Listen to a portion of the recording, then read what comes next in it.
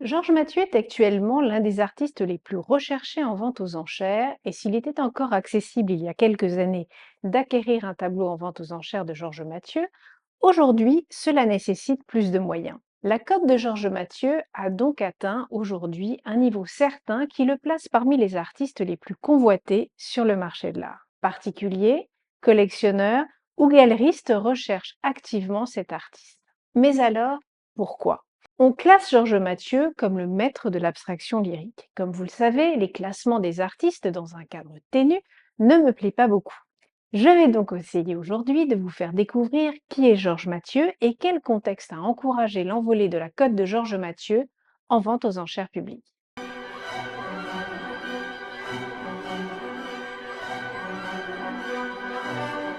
Georges Mathieu est issu d'une famille de banquiers. Initialement orienté vers des études de droit, de lettres et de philosophie, il se tourne vers les arts plastiques en 1942, réalisant ses premières peintures à l'huile, inspirées par ses lectures, notamment par les écrits d'Edward Crankshaw. Alors, je vous explique de quoi il s'agit, car concernant toute démarche artistique, il est nécessaire, comme je vous l'ai souvent dit, de resituer non seulement le contexte historique, mais également le contexte intellectuel dans lequel s'opère ce que j'appellerais la mutation d'un artiste. Rien ne dispose alors Georges Mathieu à peindre, il a 21 ans, étudiant en licence de droit et d'anglais à la faculté de Lille, et il peint encore des vues de Londres d'après des cartes postales. Ces exercices conduisent le peintre autodidacte à s'interroger sur ce qui différencie une illustration d'une peinture. C'est alors qu'il trouve la réponse dans un livre d'Edward Crankshaw qui disserte des qualités littéraires du romancier polonais de langue anglaise Joseph Conrad. Celle-ci, d'après le critique, ne reposerait ni sur les descriptions, ni sur la psychologie des personnages, mais uniquement sur le style même de Conrad. J'en fus amené, dit Mathieu, à me demander si l'on ne pouvait pas s'exprimer en peinture par le style seul, sans passer par le truchement de la représentation. C'est alors que j'ai banni de ma peinture toute représentation. Les bases sont jetées pour faire naître une expression artistique. Autodidacte, donc, je vous le disais, Mathieu développe une expression artistique indépendante de la représentation réaliste. Ses premières œuvres abstraites, datant de 44 et 45, sont caractérisées par des coulures et des tracés exécutés directement à partir du tube de peinture. Mathieu commence alors sa carrière artistique après avoir été professeur pendant quelques années. En opposition à l'abstraction néoconstructiviste du Salon des réalités nouvelles, il contribue à définir l'abstraction lyrique. En 1946, il expose pour la première fois à Paris au Salon des moins de 30 ans et en 1947 au Salon des réalités nouvelles avec des toiles composées de taches de peinture appliquées directement au tube de peinture. L'expression abstraction lyrique est utilisée pour la première fois en 1947 par le critique d'art Jean-José Marchand et le peintre Georges Mathieu pendant une exposition à la Galerie du Luxembourg à Paris.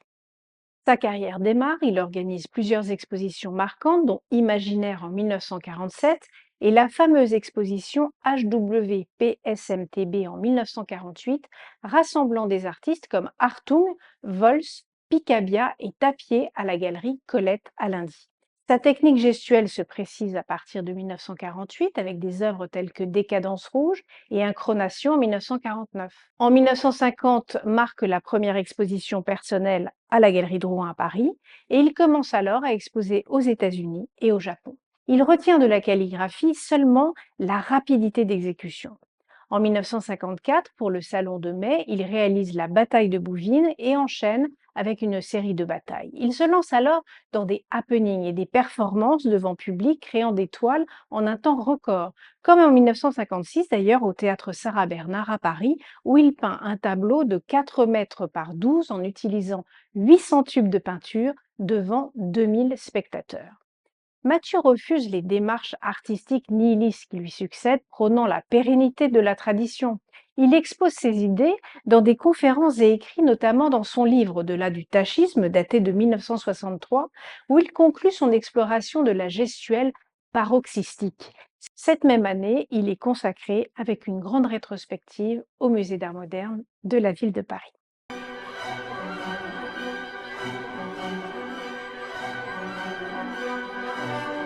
Mathieu est souvent associé à l'abstraction lyrique, un mouvement qui met l'accent sur le potentiel expressif de l'abstraction. Vous pouvez clairement constater, après ma brève présentation concernant Georges Mathieu, que chaque artiste demeure particulier, même si on le classe dans un mouvement précis.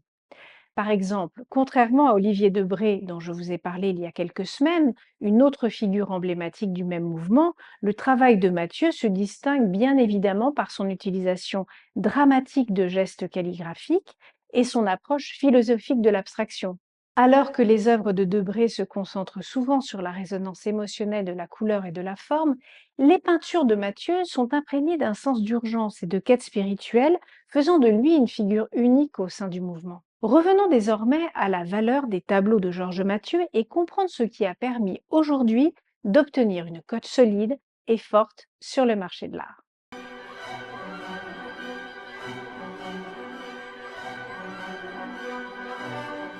La valeur marchande de Mathieu a connu des changements significatifs au fil des ans. À la mort de l'artiste en 2012, le marché n'était pas particulièrement friand de ses œuvres. Cependant, cela a changé radicalement grâce aux efforts de grands marchands comme Emmanuel Perrotin et la famille Namad, qui ont réintroduit ses œuvres auprès des collectionneurs, soulignant la qualité de son travail et rappelant au monde entier de l'art son importance. En conséquence, les prix des œuvres de Mathieu aux enchères ont grimpé en flèche. Alors, pour vous donner une idée plus précise, les grands formats de tableaux se vendent généralement en vente aux enchères entre 80 et 250 000 euros, la plupart oscillant entre 120 000 et 180 000 euros. Et certaines œuvres atteignent même jusqu'à 950 000 euros. Les formats moyens se situent entre 30 000 et 50 000 euros, tandis que les œuvres sur papier varient entre 2 000 et 20 000 euros.